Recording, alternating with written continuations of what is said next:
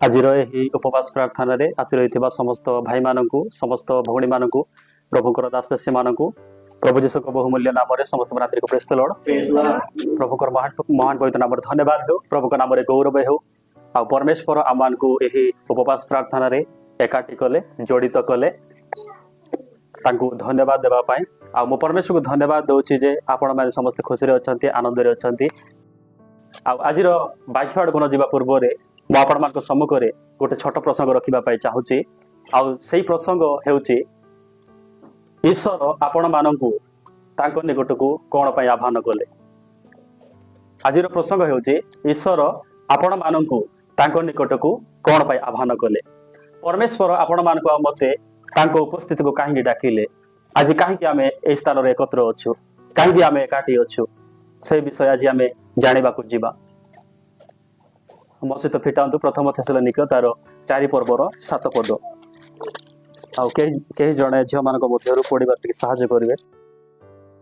कारण ईश्वर आम मानक असुचितार जीवन यापन करने निमंते आह्वान न करी पवित्र हेबा निमंते आह्वान करी अछंती। Hallelujah praise the Lord praise the Lord. ईश्वर आपण मानक मते तांको निकट को कोन पय आह्वान करिसंती पवित्र पवित्र निमंते हेबा निमंते मद पीवा पय आह्वान करिसंती कि सिगरेट टाणवा पय कि जुआ खेलवा पय कि लुडु खेलवा पय कि एथि पय तांको निकट को आह्वान करिसंती कि एथि पय आह्वान करिनांती मात्र आज अनेक लोक माने मो परित्राण पाइछि बोली कहि आज गिरजा को जीवा समय से बहुत सुंदर भाव में जीवे प्रार्थना करेंगे वाक्य पढ़े बहुत सुंदर भाव में गीत गान करेंगे मात्र गिरजार बाहर को गला से मन को इच्छा जीवन काटिबे जहाँकि प्रभुंकर दृष्टि रे उत्तम विषय नुहे जहाँकि प्रभुंकर दृष्टि रे घृणार विषय से प्रकार जीवन काटबे आउ से माने कहूथिबे मु पवित्र मु धार्मिक बोली मात्र जो माने मध्य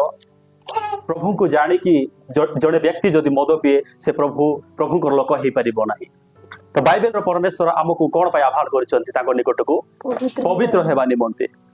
तो आज आम ए वाक्य माध्यम द्वारा आज आम निजको समीक्षा करबा जे आम पवित्र अच्छु पवित्र होछु ना पवित्र होउनो। बाइबल रो परमेश्वर आमको पवित्र हेबा निमंते आह्वान करिसंती आ मु विश्वास करूछि ए मंडली दिन को दिन पवित्र परमेश्वर करूछंती आ ए मंडली पवित्र होउछि एहा मु विश्वास करूछि। गोटे समय थिला गोटे ए प्रकार दिन थिला जे आमे पवित्र नथिलु ए प्रकार थिलु कि केते अवस्था रे थिलु आमे केते दुर्बलता रे थिलु मद पी रास्ता रे पड़ी रहिथिबा समय हमको कि पचारु नथिले लोक माने भाबुथिले लोक माने कहउथिले ए व्यक्ति मद पी पी मरि जाउ बोली भाबुथिले मात्र लोक माने हमको रिजेक्ट करूथिबा समय रे बाइबल रो परमेश्वर नाम धरी हमको सहभागिता रे बा ताकर उपस्थिति रे हमको आह्वान कले। आठो बड़ विषय कौन हो पारे आठो किछि बड़ विषय नाही आउरी आम पाखरे सुना थाउ गहना थाउ टंका पैसा थिले थाउ नथिले नाही मात्र परमेश्वर ताकर परिचय आमान को देइछंती एटा होछि सबटु बड़ विषय। आसंतु आमे द्वितीय वाक्य देखिबा पय जिबा प्रथम पितर तार 1 पर्वर 16 पद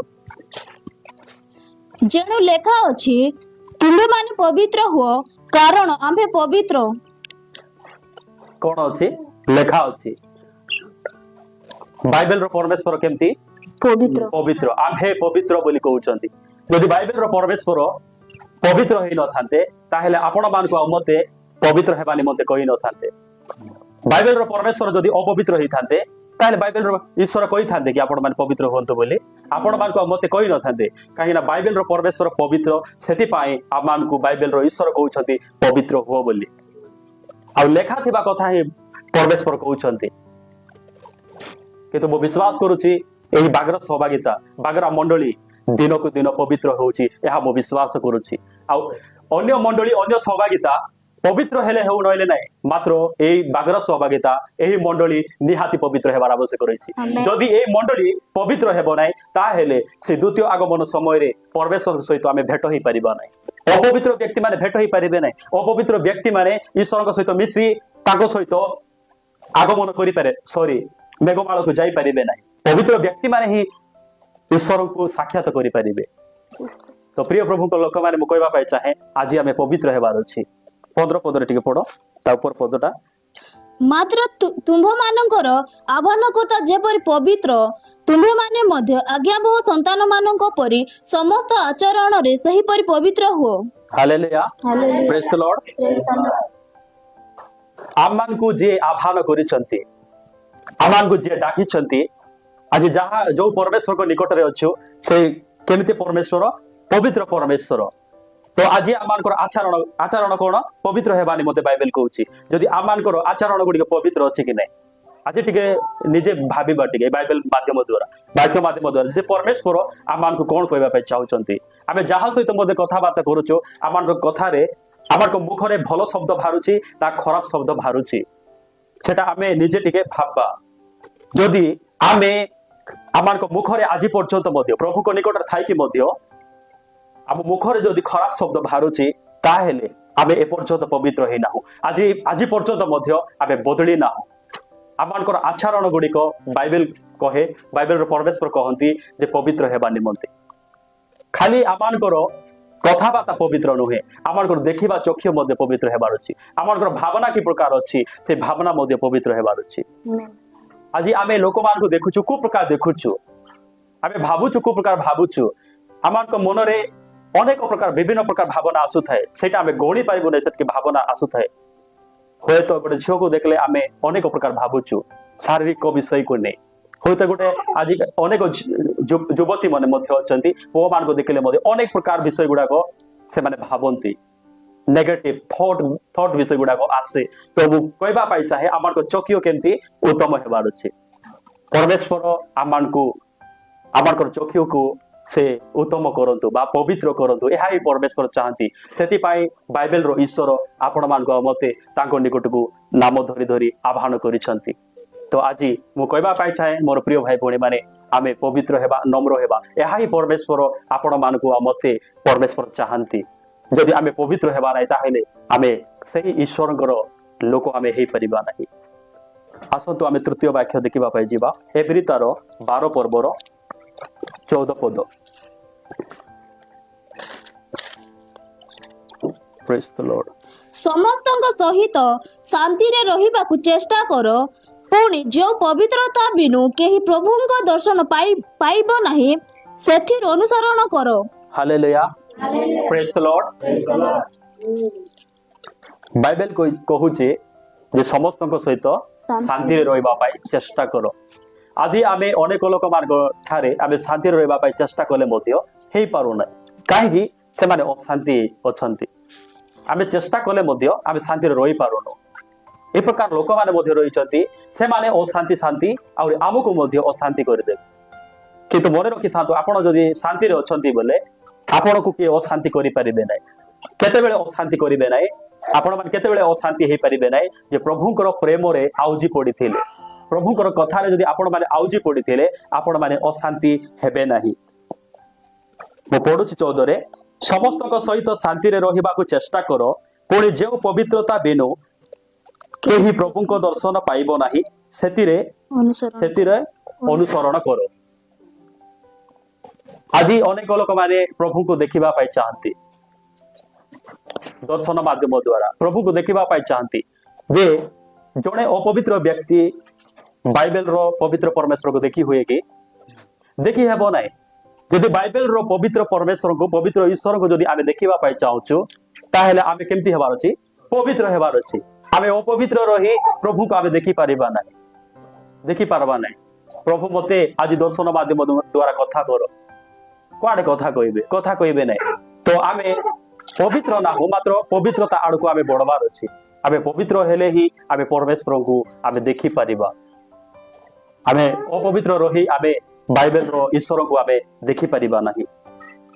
ଆଉ ଦେଖନ୍ତୁ, ଆମେ ପ୍ରଭୁଙ୍କ ନିକଟକୁ ଆସିଲା ପରେ ଆମେ ପବିତ୍ରତା ଆଡକୁ ବଢୁଛୁ। ଆମମାନଙ୍କର କଥାବାର୍ତ୍ତା ମଧ୍ୟ ବଦଳିଛି, ଆମମାନଙ୍କର ଉଠିବାର ବଦଳିଛି, ଆମର ପିନ୍ଧାଉଡ଼ା ବଦଳିଛି, ଆମର କାର୍ଯ୍ୟ ବଦଳିଛି, ଆମମାନଙ୍କର ଦେଖିବା ଚିନ୍ତା ମାନେ ଦେଖିବା ଚକ୍ଷୁ ମଧ୍ୟ ବଦଳି ଯାଇଛି। ଏ ପ୍ରକାର ଗୋଟେ ସମୟ ଥିଲା କି ଆମେ ଯୀଶୁଙ୍କୁ ଗ୍ରହଣ ନ କରିବା ପୂର୍ବରେ କି ପ୍ରକାର ଅବସ୍ଥାରେ ଥିଲୁ।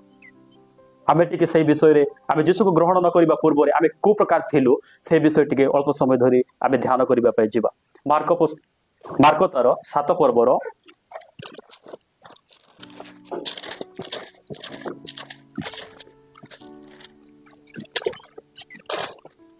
7 के लाइन रे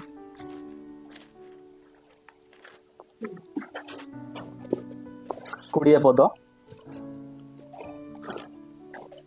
ଆଉ 20 21 22 23 ଲାଷ୍ଟ ଚାରିଟା ପଦ ଆଉ ସେ କହିଲେ ଯାହା ମନୁଷ୍ୟ ଠାରୁ ବାହାରେ ତାହାକୁ ଅଶୁଚି କରେ, କାରଣ ଭିତରୁ ମନୁଷ୍ୟର ହୃଦୟରୁ କୁଚିନ୍ତା ବାହାରେ, ବେଶ୍ୟାଗମନ, ଶର୍ଯ୍ୟା, ନରହତ୍ୟା, ବ୍ୟଭିଚାର, ଲୋଭ, ଦୁଷ୍ଟତା, ଶଠତା, କାମୁକତା, ଈର୍ଷାଦୃଷ୍ଟି, ନିନ୍ଦା, ଅହଙ୍କାର, ମୂର୍ଖତା, ଏହି ସମସ୍ତ ମନ୍ଦ ବିଷୟ ଭିତରୁ ବାହାରି ମନୁଷ୍ୟକୁ ଅଶୁଚି କରେ।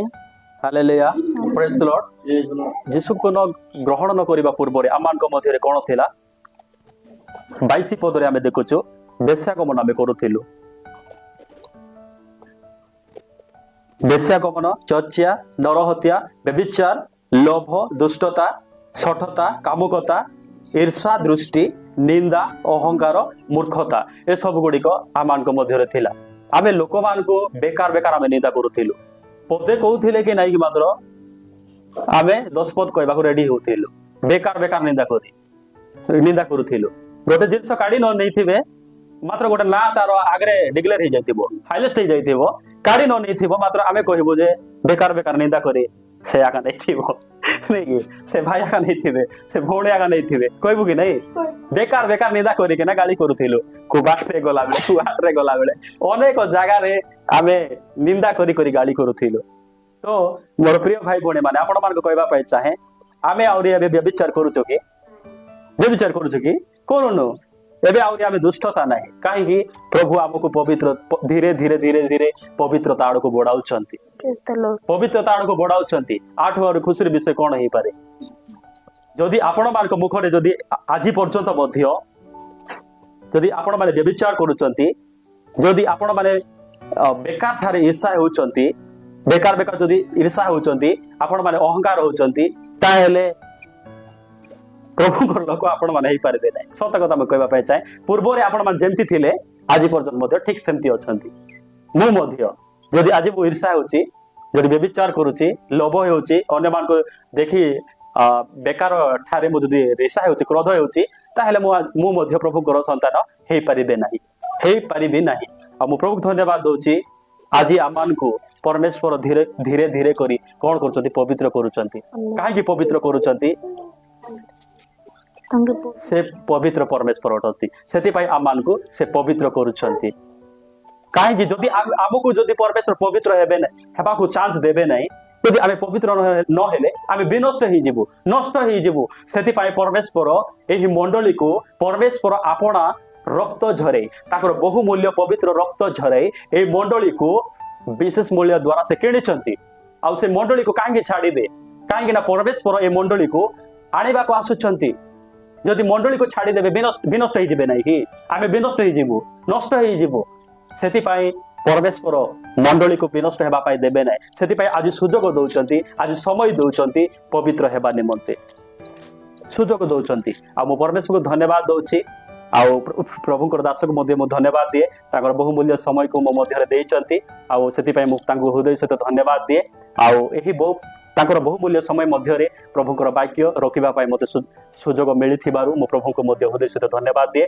आउ एही वाक्य द्वारा हम समस्त को प्रभु आशीर्वाद करंतु ब्लेसिंग करंतु आमेन।